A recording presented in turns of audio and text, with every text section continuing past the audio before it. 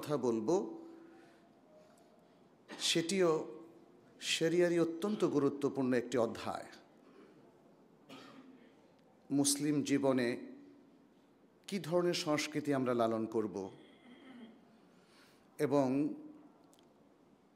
আজকে আমাদের মুসলিম সমাজগুলোতে কি ধরনের অপসংস্কৃতি ভর করেছে, যার প্রভাব মুসলিম সমাজগুলোকে অনেক ক্ষেত্রেই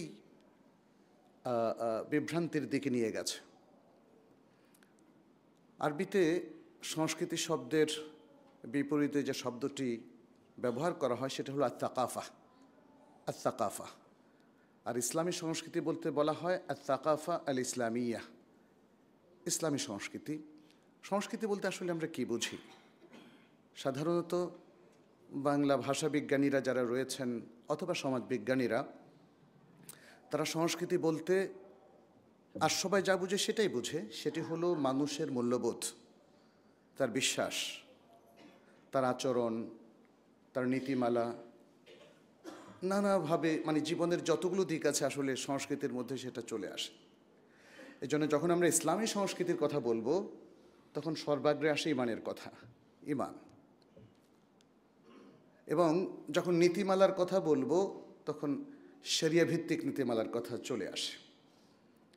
এবং যখন আমরা মূল্যবোধের কথা বলবো তখন আল কিয়াম আল ইসলামিয়া, ইসলামী মূল্যবোধের কথা চলে আসে। অতএব ইসলামী সংস্কৃতিটা হলো যে ইসলামের যে ইউনিভার্সাল বিলিফ আছে, ইমান আছে বা ইমানি নীতিমালা আছে, তাকওয়া আছে, মূল্যবোধ আছে এবং ইসলামী যে আদাব আখলাক আছে তার আলোকে জীবন পরিচালনা করাটাই হলো ইসলামী সংস্কৃতি। আর এর সাথে সাংঘর্ষিক যা কিছু আছে সেটাই ইসলামের দৃষ্টিতে অপসংস্কৃতি। যা কিছু আমাদের ইমানকে আঘাত করে অথবা ইমানের বাইরে আমাদেরকে নিয়ে যায়, ঠেলে নিয়ে যায়, যে মূল্যবোধ একজন মুসলিমের হতে পারে না, অন্য খান থেকে ধার করা, অন্য জাতির মূল্যবোধকে ধারণ করা, এটা অপসংস্কৃতির অন্তর্ভুক্ত। যে নীতিমালাগুলো আমাদের ইসলামের সাথে যায় না, কোরআন এবং সুন্নাহর সাথে যায় না, সেগুলো সবই হচ্ছে অপসংস্কৃতি। যে আচরণ, যে কথাবার্তা, অন্যের সাথে যে ইন্টারাকশনগুলো আমাদের ইসলামী মূল্যবোধের সাথে যায় না, এগুলো সবই হচ্ছে অপসংস্কৃতি। মুসলিম সমাজে আজকে এই ধরনের অপসংস্কৃতিতে সয়লাভ হয়ে গিয়েছে, ঠিক কিনা? তাই না? ব্যক্তিগতভাবে যদি আমরা জিজ্ঞেস করি যে আপনি কি এটা পছন্দ করেন, তাহলে অনেকেই বলবে যে না, ইসলাম বিরোধী জিনিসগুলো আমরা আসলে পছন্দ করি না। কিন্তু আবার মুসলিম সমাজে তাহলে এগুলো গেড়ে বসলো কি করে, তাই না? এই বিষয়টা আজকে আমাদের ভাবতে হবে। এই অপসংস্কৃতির যে একটা প্রচণ্ড জোয়ার আমাদের দেশে কিংবা অন্য দেশে সৃষ্টি হয়েছে, কিভাবে সেগুলো আসলো, কোরআন কি বলছে, আমাদের নবী সাল্লাল্লাহু আলাইহি সাল্লাম কীভাবে এগুলোকে প্রতিহত করতে বলেছেন, আমাদের সালাফ, আমাদের স্কলার ওলামায়ে কেরাম কি বলছেন, এগুলো মাঝে মাঝে আমাদের আসলে পর্যালোচনা করা উচিত। আমরা শুধু বলে দিলাম এটা করা যাবে না, ওটা করা যাবে না, এতটুকু আসলে যথেষ্ট নয়। কারণ আমাদের যারা জ্ঞানের দিকপাল, তাদের একটা কথাই আমাদেরকে প্রভাবিত করে। তাহলে অপসংস্কৃতির আজকে যে ছোবল এবং সয়লাভ, সেই প্রভাবটাকে প্রতিহত করতে হলে আমাদের স্কলারলি প্রভাবটাকে নিয়ে আসতে হবে।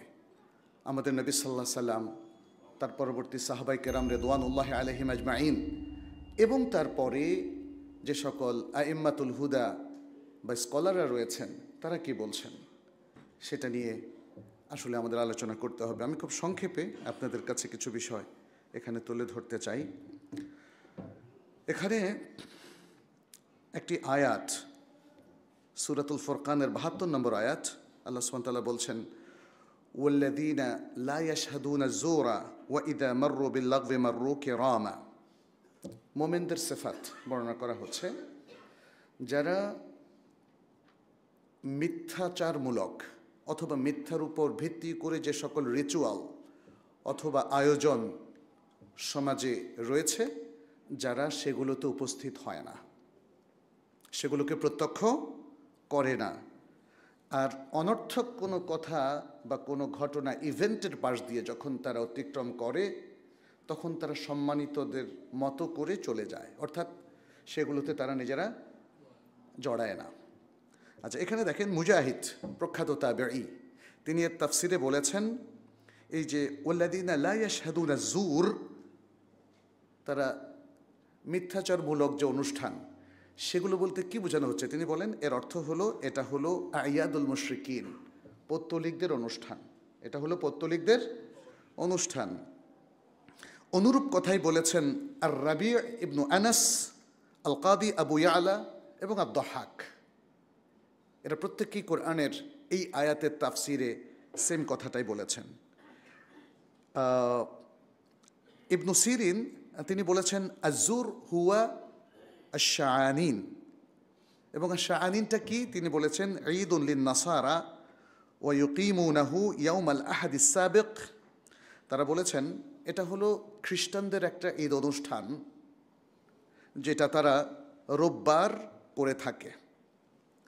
আচ্ছা, তাহলে এই যে অনুষ্ঠানগুলো আপনি দেখেন, নানা অনুষ্ঠানই আজকে আমাদের অপসংস্কৃতির কারণ হয়ে দাঁড়িয়েছে। নববর্ষ, 31st নাইট, নববর্ষটা এতটাই প্রভাব বিস্তার করেছে আমাদের মুসলিম সমাজে যে আমরা বা আমাদের তরুণরা অনেকেই শুধু ইংরেজি নববর্ষ না, তারা বাংলা নববর্ষও পালন করে, আর ইদানিং দেখতে পাচ্ছি তারা আরবি নববর্ষও পালন করে। মনে হয় যেন আরবি নববর্ষ পালন করলে সেটা জায়েজ হয়ে যাবে, তাই না? এটা হলো এক ধরনের ইন্টেলেকচুয়াল ডিস্টর্শন, বুদ্ধিবৃত্তিক অধপতন। আমাকে অনেকেই বলেছেন যে নববর্ষ পালনটা কি ইসলামিকলি কিভাবে করা যায়, আপনারা একটু সেটাকে একটু তুলে ধরেন জাতির সামনে, কারণ জাতি নববর্ষ পালনের মধ্যে কিছু বেদাত নিয়ে আসতেছে। এখন এটাকে শরিয়া সিদ্ধ কি করে করা যায়, বলে ইয়াদু বিল্লাহ। বুদ্ধিমান মানুষেরা এখন সেগুলো বলছেন, তারা ভাবছেন আমরা অনেক বেশি বাড়াবাড়ি করছি।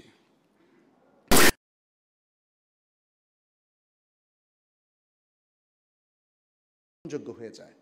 আজকের পোশাকের কালচারটাই দেখেন না, মেয়েদের পোশাক ইউরোপে যেমন ছিল সেটা এখন মুসলিম দেশে শুরু হয়ে গেছে। তাকানোর কোনো সুযোগ আছে বলেন? রাস্তাঘাটে মাথা নিচু করে চলা ছাড়া কোনো উপায় নেই।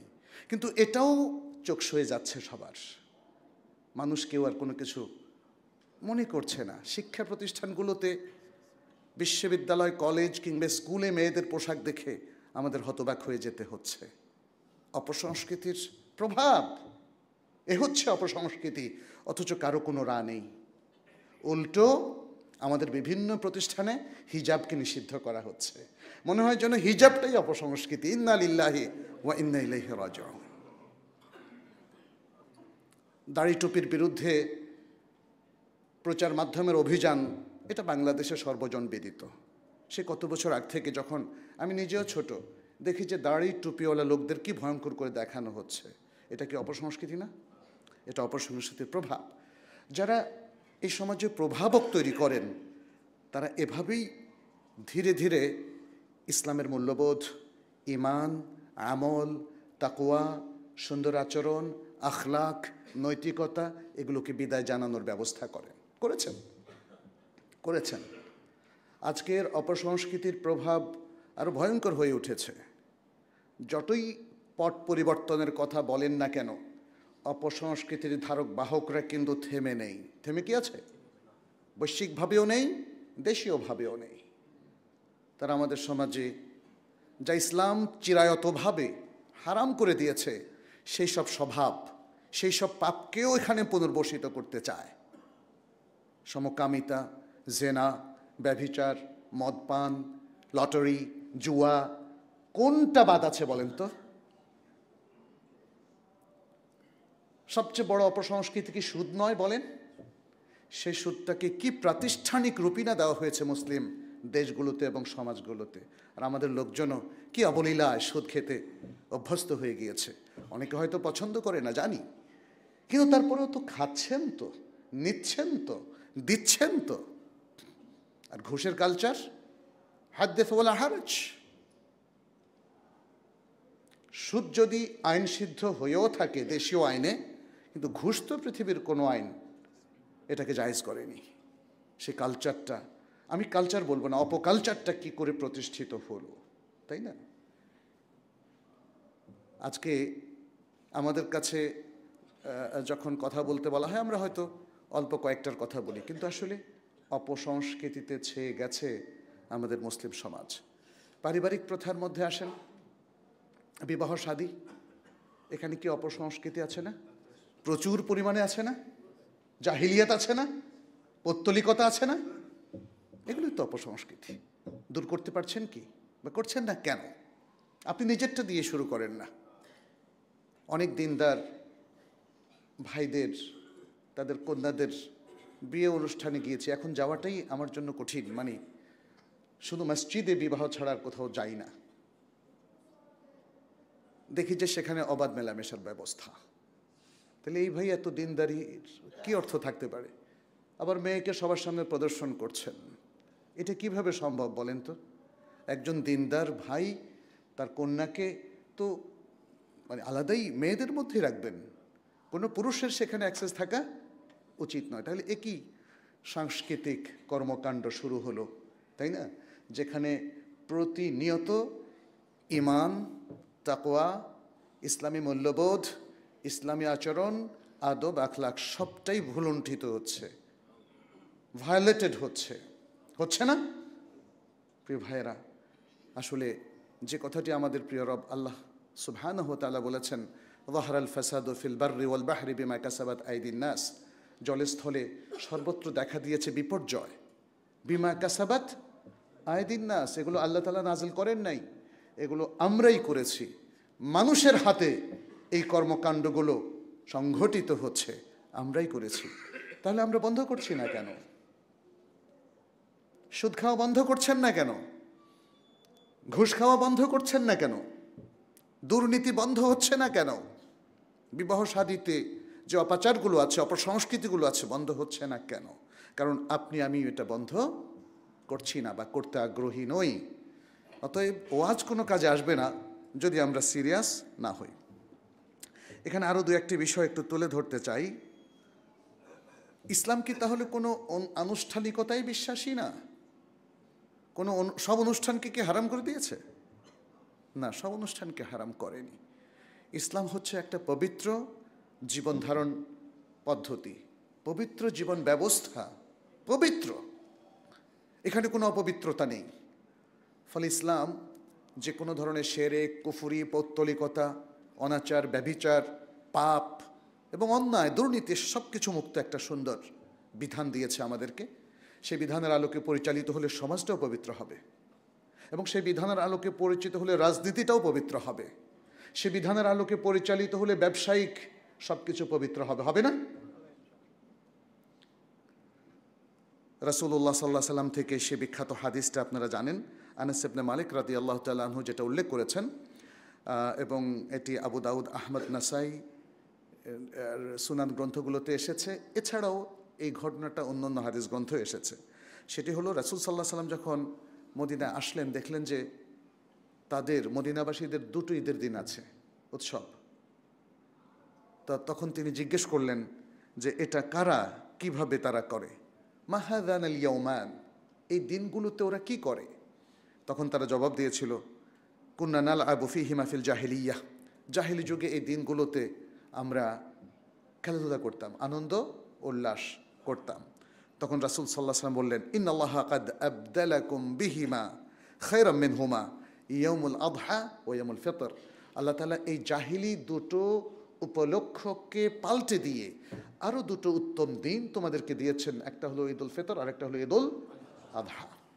সুতরাং ইসলামের গ্র্যান্ড ইভেন্ট বা ফেস্টিভ্যাল বলতে দুটো দিনকেই বোঝানো হয়, ঈদুল আযহা, ঈদুল ফিতর। এর বাইরে এমন কোনো ইভেন্ট আর হবে না। কিন্তু বাকি যে কোনো দিনে আপনি যদি এরকম কোনো আনুষ্ঠানিকতা ছাড়া আনন্দ উল্লাসের সাথে কাটাতে চান, ইসলাম কি নিষেধ করবে? নিষেধ করবে না। ফলে আমাদের আনন্দ উল্লাসের ব্যবস্থা যেমন আমভাবে আছে, আর ঈদ অনুষ্ঠান ইসলাম এই দুদিনের মধ্যেই সীমাবদ্ধ করেছে। আর সাপ্তাহিক ঈদ হিসাবে এই যে জুমার সালাতে আজকে আমরা আসলাম, সেটা ইসলাম রেকমেন্ড করেছে। এর বাইরে আর যে অনুষ্ঠানগুলো, সেগুলো কিন্তু শরীয়তসিদ্ধ নয়, সেটা রিলিজিয়াস হোক নন রিলিজিয়াস হোক। আমাদের অনেকেই বলে যে এটা তো আমি ইবাদতের জন্য করছি না, যেমন ভ্যালেন্টাইন্স ডে, এটা কিসের জন্য করছেন, তাই না? ঠিক আছে, ইবাদতের জন্য করছেন, আমরা এখানে কালচার নিয়ে কথা বলছি, তাই না? শুধু ইবাদত না, ইবাদত তো ইসলামের কালচার, ইবাদত ইসলামের কালচার। অতএব ইবাদত বাদ দিয়ে দেন, যদি সালাত না পড়েন, তাহলে আপনি ইসলামের বিপরীত কালচারে চলে গেলেন। মুআমালাত তো ইসলামের কালচারের মধ্যে পড়ে। মুআমালাত, আপনি যদি নতুন নতুন অনুষ্ঠান নিয়ে আসেন, বিবাহ শাদীর পরিবর্তে প্রেম প্রণয়ের নতুন উপাখ্যান নিয়ে আসেন, তাহলে এগুলো সবই অপকালচারের মধ্যেই পড়বে। অতএব যে কোনো অনুষ্ঠান, যেমন আপনি জন্মদিন, আপনার সন্তানের জন্মদিবস পালন করছেন, বিবাহ বার্ষিকী পালন করছেন, এগুলো অনুষ্ঠান কিনা? অনুষ্ঠান। এগুলোর ইসলামী কোনো দলিল আছে কিনা? নাই। তাহলে কোত্থেকে আনলেন? কাদের দেখে আপনি এগুলো প্রচলন করলেন? অবশ্যই অমুসলিম কৃষ্টি কালচার থেকে এগুলো আমদানি করা হয়েছে, তাই না? সুতরাং এগুলো ইসলামী কালচারের সাথে সাংঘর্ষিক, এগুলো পালানোর কোনো প্রয়োজন নেই। আপনার এর থেকে অনেক জরুরি কাজ আছে। আজকে মুসলিম বিশ্ব দেখেন কত পিছিয়ে, সবার প্রয়োজনীয় জ্ঞানটুকু পর্যন্ত অর্জিত হয় নাই। কত পিএইচডি হোল্ডার আছে, তাদের ইসলামের বেসিক জ্ঞানটুকু পর্যন্ত নেই। আপনার সময় কোথায় ভাই? আপনি এই সমস্ত অনুষ্ঠানে বিজাতীয় সংস্কৃতির মধ্যে সময় দেবেন, আপনার সময় কোথায়? আপনার তো বেসিকটাই জানা হয়নি। কি জবাব দিবেন আল্লাহর কাছে? কিভাবে নাজাত পাবেন? কি জবাব দিবেন আপনাকে যখন প্রশ্ন করা হয় কবরে? মৃত্যু কি আপনার হবে না? কোনো প্রস্তুতি কি আপনার আছে? তাহলে এই হিউজ পরিমাণ সময় কেন আপনি বিজাতীয় সংস্কৃতি, অপসংস্কৃতির মধ্যে ব্যয় করছেন? এটা হচ্ছে আসলে আমাদের শিক্ষার কুফল। তথাকথিত আধুনিক শিক্ষা আমাদেরকে এমন একটা মাইন্ডসেট দিয়েছে যে যাতে আমরা ইসলামিক কৃষ্টি কালচার, ইমান, আমল, তাকওয়া, আদব, আখলাক এগুলো প্রতিষ্ঠার পরিবর্তে আমরা যেন পাশ্চাত্যের কৃষ্টি কালচার, পৌত্তলিক মুশরিকদের কৃষ্টি কালচার এবং বিজাতীয় কৃষ্টি কালচারকে এখানে কর্পোরেট করি, অ্যাকোমোডেট করি, প্রতিষ্ঠা করি। আপনি খেয়াল করেন না, আমাদের শিক্ষানীতির মাধ্যমে আমাদের যে ঐতিহ্যগত ইসলামী যে চিন্তা ভাবনা, সেগুলোকে পাশ কাটিয়ে কি করে ট্রান্সজেন্ডার ইস্যু ইনকর্পোরেট করা যায়, সেই ধরনের বিশাল বিশাল বুদ্ধিমত্তা সেই কাজে নিয়োজিত। মানুষের দৃষ্টি এড়িয়ে কি করে এই মানুষদের শিক্ষা ব্যবস্থাকে ডিস্টর্ট করা যায়, সেই চিন্তাভাবনা কিন্তু করা হচ্ছে।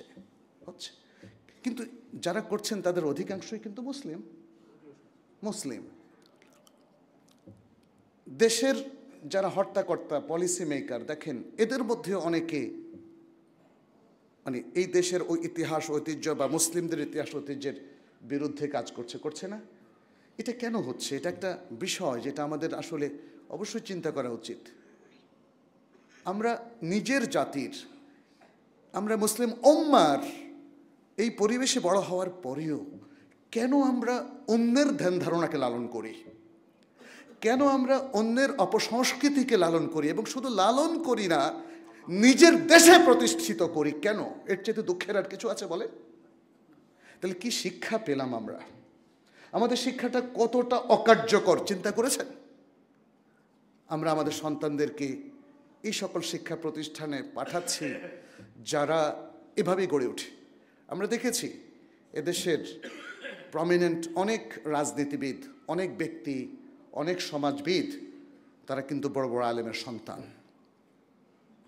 কিন্তু ইসলাম বিরোধিতাই ছিল তাদের মূল কাজ, এবং এখনও অনেকের আছে। তাহলে বড় বড় আলেমদের ফ্যামিলিতে তারা জন্মগ্রহণ করার পরেও এমন কেন হলো, তাই না? এই প্রশ্নটা আসে। এমন হলো কারণ আমাদের মেইন স্ট্রিমের যে শিক্ষা ব্যবস্থা, সেখানে মারাত্মক গলদ রয়েছে। আমাদের ঈমান, মূল্যবোধ, তাকওয়া, আচার আচরণ, আখলাক, নৈতিকতা এসব কিছু কিন্তু শিক্ষা থেকে তৈরি হয়। আমাদের আধুনিক শিক্ষা আমাদের তরুণদেরকে শেখায় বিনোদনের জন্য কনসার্টে যেতে হবে, কনসার্টে গিয়ে উন্মাতাল নৃত্য করতে হবে, বিনোদনের জন্য ছেলে মেয়ে ফ্রি মিক্সিং হওয়া লাগবে, এক ধনিক শ্রেণীদের মানে চিন্তা ভাবনা হচ্ছে বিনোদনের জন্য মদ লাগবে, নারী লাগবে, নাকি? ওয়াল বিল্লাহ, সুবহানাল্লাহ। তাহলে বোঝা গেল যে এই যে বিনোদন সম্পর্কিত কনসেপ্টটাও পুরোপুরি নষ্ট হয়ে গেছে। আমাদের নবী সাল্লাল্লাহু আলাইহি ওয়াসাল্লাম বিনোদন করেন নাই, সাহাবায়ে কেরাম কখনো বিনোদন করেন নাই, আলেম ওলামারা বিনোদন করছে না। সুবহানাল্লাহ। পবিত্রভাবে ইসলাম যা কিছু করতে বলে সবটাই পবিত্রভাবে, সুন্দরভাবে, তার মূল্যবোধের সাথে কখনো সংঘর্ষ করা যাবে না। অত্যন্ত সুন্দরভাবে, শালীনভাবে, তাকওয়া ভিত্তিক এবং নৈতিকতা ভিত্তিক আচার আচরণ, কর্মতৎপরতা, এটার মধ্য দিয়েই ইসলাম আসলে একটা প্রজন্ম গড়ে উঠেছে। আমরা যেটা দেখেছি সাহাবায়ে কেরামের প্রজন্ম। তো আজকের এই সময়ও প্রিয় ভাইরা মনে রাখতে হবে যে এই যে বিজাতীয় সংস্কৃতি, ইসলামের এই নীতিমালাগুলোকে আমরা হারিয়ে ফেলেছি, সেটাকে আবার পুনরুদ্ধার করতে হবে। শুধু আমি ইমানদার মুসলিম, জামাতে নামাজ পড়লাম আর জমাতে আসলাম, এটা যথেষ্ট না। প্রত্যেকে নিজে নিজে এই অপসংস্কৃতির বিরুদ্ধে দাঁড়াবেন। অন্য ধর্মীয় অনুষ্ঠানে যাবেন না, এটা তাদের স্পেশাল অনুষ্ঠান, নববর্ষ অনুষ্ঠান, 31st নাইট, এগুলোকে আপনাদের সন্তানদেরকে যেতে দেবেন না। কিন্তু শুধু ইম্পোজ করলে হবে না, আপনি তাদেরকে নিয়ে বসবেন। আজকে কত তারিখ? ডিসেম্বরের 27 তারিখ। তাহলে আজকে, কালকে, পরশু আপনারা পরিবারে বসবেন, একটু বোঝাবেন যে বাবা, এ হচ্ছে আমাদের সংস্কৃতি, ইসলামিক সংস্কৃতি, আর এ হচ্ছে অপসংস্কৃতি, ইসলাম বিরোধী।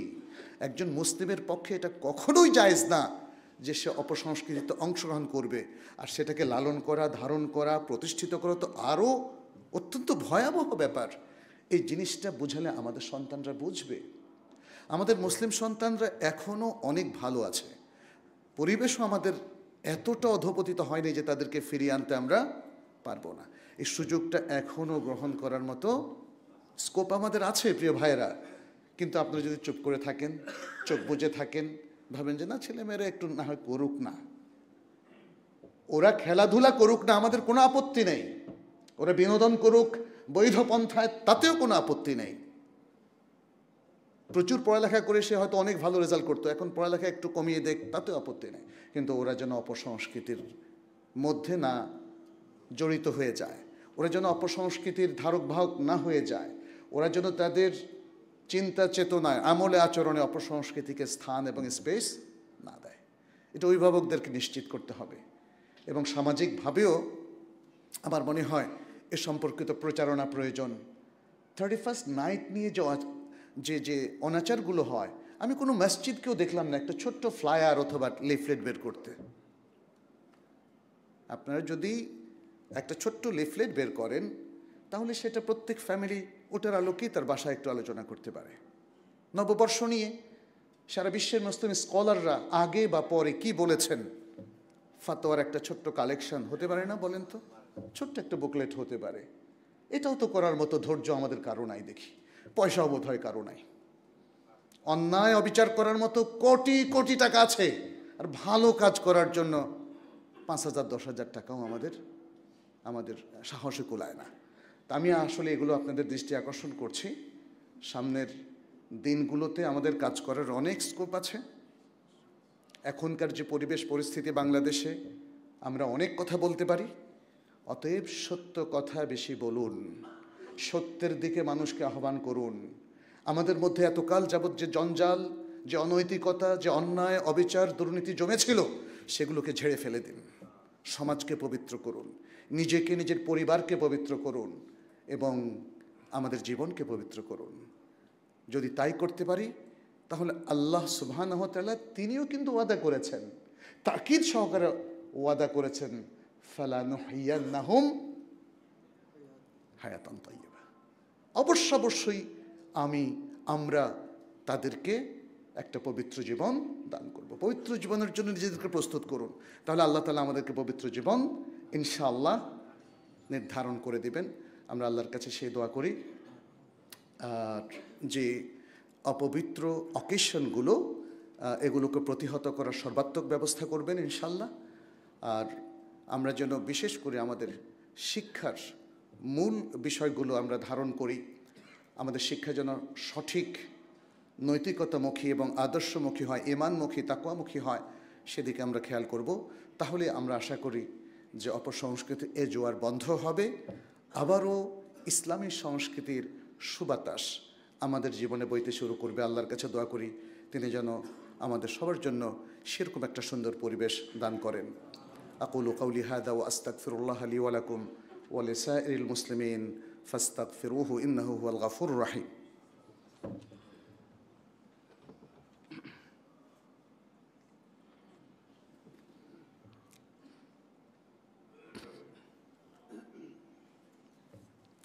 الحمد لله رب العالمين والعاقبة للمتقين والصلاة والسلام على نبينا محمد وعلى آله وأصحابه أجمعين أما بعد أيها المسلمون كونوا عباد الله الصادقين المؤمنين المخلصين واتبعوا سنة نبيكم وسيرته في جميع حياتكم فإن النبي صلى الله عليه وسلم قدوة وأسوة لنا ولجميع الأمة، حيث قال الله سبحانه وتعالى لقد كان لكم في رسول الله أسوة حسنة। রাসূলুল্লাহ সাল্লাল্লাহু আলাইহি সাল্লামের মধ্যেই রয়েছে আমাদের উত্তম আদর্শ, তিনি আমাদের রোল মডেল, তিনি আমাদের কদওয়া। অতএব আসুন আমরা প্রত্যেকেই জীবনের প্রত্যেকটা ক্ষেত্রে নবী সাল্লাল্লাহু আলাইহি সাল্লামকে অনুসরণ করি। আমাদের যে কোনো জাতীয় কিংবা বৈশ্বিক সমস্যার সমাধান নবী সাল্লাল্লাহু আলাইহি সাল্লামের সুন্নাহ এবং সিরার আলোকেই যদি মুসলিম হিসেবে আমরা নিতে পারি, তাহলে আশা করি আমাদের ডিসিশন কখনো ভুল হবে না এবং একটা জাতি হিসাবে আমরা কখনো পথ হারাবো না। কিন্তু মুসলিম যদি নবী সাল্লাল্লাহু আলাইহি সাল্লামের সুন্নাহ এবং সিরা বাদ দিয়ে অন্য কোথাও তার সমাধান খোঁজে, সে সত্যিকার পথ কখনো পাবে না এবং পথ হারানোটা নিশ্চিত। এবং সেটি ঘটেছে আমাদের মুসলিম সমাজগুলোতে। ফলে আজকে আমরা যেটা দেখতে পাচ্ছি, আমাদের ওই দুর্বলতার সুযোগ নিয়ে নানাভাবে ঢুকে পড়েছে অমুসলিম স্বার্থান্বেষী নানা চক্র। তারা আমাদের শিক্ষার মধ্যে ঢুকে পড়েছে, আমাদের সাংস্কৃতিক জগতে ঢুকে পড়েছে, আমাদের বিশ্বাস, আমাদের মূল্যবোধের মধ্যেও তারা ঢুকে পড়েছে। ফলে আজকে মুসলিম নামধারী হয়েও দেখা যাচ্ছে ভিন্ন মূল্যবোধ, ভিন্ন বিশ্বাস, ভিন্ন আচরণ আমাদের মধ্যে কাজ করছে। একটাই উপায় এ থেকে উত্তরণের, সেটি হচ্ছে আর রুজু ও ইলাল কিতাবি ও সুন্নাহ, কোরআন এবং সুন্নাহর দিকে ফিরে আসা এবং নবী সাল্লাল্লাহু আলাইহি সাল্লামকে আমাদের একমাত্র রোল মডেল এবং কদওয়া হিসাবে বিশ্বাস করা। এখানে আরও দু একটি উদ্ধৃতি আমি একটু দেব। সেটি হচ্ছে একটা বিশুদ্ধ হাদিস যেটি আবু শেখ আল আসবাহানি এবং বাইহাকি সহিহ সনদে বর্ণনা করেছেন। ওমর ইবনুল খাত্তাব রাদিয়াল্লাহু তাআলা আনহু থেকে তিনি বলছেন, ইয়াকুম ওয়া রাতানাতাল আআজিম ওয়া আন তাদখুলু আলাল মুশরিকিনা ইয়াওমা ঈদিহিম ফি কানাইসিহিম ফাইন্না সাখতাতা তাতানাজ্জালু আলাইহিম। তোমরা অনারব বলতে তিনি বোঝাচ্ছেন অমুসলিমদের মূলত অনুষ্ঠান তোমরা পরিহার করবে এবং মুশরিকদের অনুষ্ঠানের দিনে তাদের উপাসনালয়ে গমন করবে না, কারণ সাখতা অর্থাৎ আল্লাহর পক্ষ থেকে গজব এবং রাগ, ক্রোধ নাজিল হয়। কারণ শিরকি বা পৌত্তলিক অনুষ্ঠান প্রত্যেকের ধর্মীয় ব্যাপার, ঠিক আছে, বাট আল্লাহ সুবহানাহু ওয়া তাআলা ঈমান, আমল, তাকওয়া ছাড়া অন্য যে কোনো কর্মকাণ্ডে তিনি খুশি হন নাকি বেজার হন, সে কথাটাই হাদিসে উল্লেখ করা হয়েছে। আর বাইহাকি ওমর ইবনুল খাত্তাব রাদিয়াল্লাহু তাআলা আনহু থেকে আরেকটা বর্ণনা এভাবে করেছেন, তিনি বলেছেন, ইজতানিবু আ'দা আল্লাহি ফি ঈদিহিম আল্লাহর শত্রুদের ঈদ অনুষ্ঠানে ওই অনুষ্ঠানকে তোমরা পরিহার করো। ইমাম ইবনে তাইমিয়া রাহিমাহুল্লাহ বলেছেন, হাদা উমর নাহা আন তালিমি লিসানিহিম ওয়া আন মুজাররাদ দুখুলিল কানিসাতি আলাইহিম ইয়াওমা ঈদিহিম ফাকাইফা বিফি'লি বা'দ আফআলিহিম। তিনি বলছেন, ইনি হচ্ছেন উমর রাদিয়াল্লাহু তাআলা আনহু, যিনি তাদের অর্থাৎ অমুসলিমদের ভাষা শিখতে এবং তাদের উপাসনালয়ে গমন করতে, তাদের অনুষ্ঠানের দিনে তাদের উপাসনালয়ে গমন করতে নিষেধ করেছেন। তাহলে ওই বিষয়টা কি হবে যে আমাদের কেউ যদি তাদের সেই কাজে অংশগ্রহণ করে, তাদের ঈদ অনুষ্ঠানে তারা যা করে আমাদের কেউ যদি তা করে, তাহলে কি হবে? সে প্রশ্নটি তিনি এখানে তুলে ধরেছেন। তার মানে বলতে চাচ্ছেন যে আসলে এই জিনিসগুলো এখানে শুদ্ধ নয়। ইমাম ইবনে তাইমিয়া রাহিমাহুল্লাহ আরও বলেছেন, ফালা ফারক বাইনা মুশারাকাতিহিম ফিল ঈদ ও বাইনা মুশারাকাতিহিম ফি সাইরিল মানাহিজ। তাদের কোনো উৎসব অনুষ্ঠানে অংশগ্রহণ করা অথবা তাদের নীতি নির্ধারণী বিষয়গুলোকে মেনে নেওয়ার মধ্যে কোনো পার্থক্য নেই। তাহলে অমুসলিমদের কৃষ্টি কালচারে নিজেদেরকে মার্জ করা বা সম্পৃক্ত করা, সেটার মধ্যেও কোনো পার্থক্য নেই। তাদেরকে গ্রহণ করা আর তাদের অনুষ্ঠান গ্রহণ করা একই কথা। এই জন্যই আমরা দেখি যে মুসলিমদের মধ্য থেকে যারা অমুসলিমদের কৃষ্টি কালচারকে গ্রহণ করে ফেলেছেন, তারা আর মুসলিমদের মতো চিন্তাভাবনা করতে পারছেন না, বরং ইসলাম বিরোধী চিন্তাভাবনাকেই তারা প্রগতিশীলতা মনে করেন, উন্নয়ন মনে করেন ইত্যাদি। এখানে আরেকটা ছোট্ট কথা আমি একটু বলি। আমাদের মুসলিম বিশ্বের নানা দুর্বলতার সুযোগে, গাফলতি এবং অসতর্কতার সুযোগে আমরা দেখতে পাচ্ছি বিদেশি প্রচুর এনজিও কাজ করছে এবং তারা কাজ করছে উন্নয়নমূলক। এই উন্নয়নমূলক কাজের মধ্য দিয়েই নারী শিক্ষার নামে আমরা দেখতে পাচ্ছি পর্দাহীনতা, পরিবারের ভাঙন এবং মূল্যবোধের যে অবক্ষয়, পাশ্চাত্যের অশ্লীল যে কৃষ্টি কালচার সেটা কিন্তু ঢুকে পড়েছে। তো এই যে উন্নয়ন, মুসলিম বিশ্বের উন্নয়ন হবে কিসের ভিত্তিতে? কোরআন এবং সুন্নাহর ভিত্তিতে। পৃথিবীর সবচেয়ে বড় উন্নয়ন হচ্ছে ঈমান এবং নৈতিকতা ভিত্তিক উন্নয়ন। মনে রাখবেন, পার্থিব উন্নয়ন আপনাকে আমাকে কখনোই সার্বিক সাফল্য দিবে না যতদিন না ঈমান, তাকওয়া এবং নৈতিকতার উন্নয়ন হবে। আমাদের সন্তানদেরকে এটা বোঝাতে হবে, ঈমান যদি আপনি হারিয়ে ফেলেন আপনার আর কোনো উন্নয়ন নাই। তাকওয়া যদি না থাকে তাহলে কোনো উন্নয়নে কাজ হবে না। তখন মানুষ হাজার হাজার কোটি টাকা মানি লন্ডারিং করে নিয়ে যাবে। যাবে কি না বলেন? কিসের উন্নয়ন হলো রে ভাই? তাকওয়া, তাকওয়া, ঈমান, আখলাক, এগুলো হচ্ছে প্রকৃত উন্নয়ন। কুড়ে ঘরে থাকি, তারপরও দেখবেন দেশের মানুষ সুখে শান্তিতে বসবাস করবে। ইসলামের উন্নয়ন কনসেপ্ট, ইসলামের যে উন্নয়নের যে রূপরেখা, এটা সবচেয়ে বেস্ট, এটা সবচেয়ে বেস্ট। পাশ্চাত্যের যে উন্নয়ন এটা বৈষয়িক, ওটা ক্যাপিটালিস্ট কান্ট্রি, পুঁজিবাদী, টাকা একদল লোকের কাছে চলে যায় আর বাকি লোকেরা ধুঁকতে থাকে, তাই না? এবং সেখানে আরও নানা ধরনের অধঃপতন তো আমরা দেখতেই পাচ্ছি আজকের যুগে। অতএব আমাদেরকে দিনের দিকে চলে আসতে হবে প্রিয় ভাইয়েরা। এটা হচ্ছে আমাদের আজকের খুতবার মূল কথা। অপসংস্কৃতিকে না বলতে হবে, ইসলামী ঈমান, আকিদা এবং সংস্কৃতিকে আবারও আমাদের জীবনে শতভাগ প্রতিষ্ঠিত করতে হবে। তাহলেই মুসলিমদের সাফল্য নিশ্চিত হবে। দুনিয়া আখেরাতের আমাদের যে পাওনা আল্লাহর কাছে আল্লাহ যে ওয়াদা করেছেন সেটি আমরা প্রাপ্ত হব, প্রাপ্ত হওয়ার অধিকার আমরা লাভ করব। আল্লাহ আমাদের সবাইকে তৌফিক দান করুন। সিরাতুল মুস্তাকিম কনফারেন্সের বিষয়টা হয়তো আপনারা জানেন। আমরা সেই ঘোষণাটা আজকের এই খুতবা থেকেও দিচ্ছি। মসজিদুত তাকওয়ার আয়োজনে আগামী 7 এবং 8 ফেব্রুয়ারি সিলেট সরকারি আলিয়া মাদ্রাসায়, আর পাশাপাশি এখানে যে স্কুল অফ বিলিভার্স রয়েছে এবং উম্মুল কোরা মাদ্রাসা, দুটোতেই বর্তমানে ভর্তি চলছে। আপনারা আপনাদের সন্তানদেরকে সঠিক শিক্ষার জন্য এগুলোতে দিয়ে দিন। স্কুলের শিক্ষায় আমাদের সন্তানরা প্রকৃত শিক্ষা পাবে না, সেটা একটু আগেও আমি বলেছি। অতএব প্রকৃত ইসলামী শিক্ষা অন্তত ক্লাস 8 পর্যন্ত আপনারা নিশ্চিত করুন। ক্লাস 8-এর পরে আপনি যদি তাকে ডাক্তার ইঞ্জিনিয়ার বানাতে চান, আপত্তি নাই।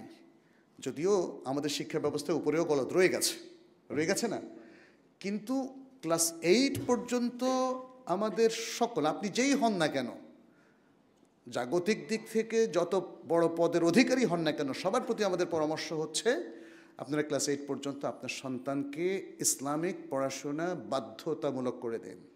সেখানে সে কোরআনও শিখবে, হাদিসও শিখবে, ইসলাম শিখবে, আকীদা শিখবে এবং জাগতিক জ্ঞানও সে লাভ করবে।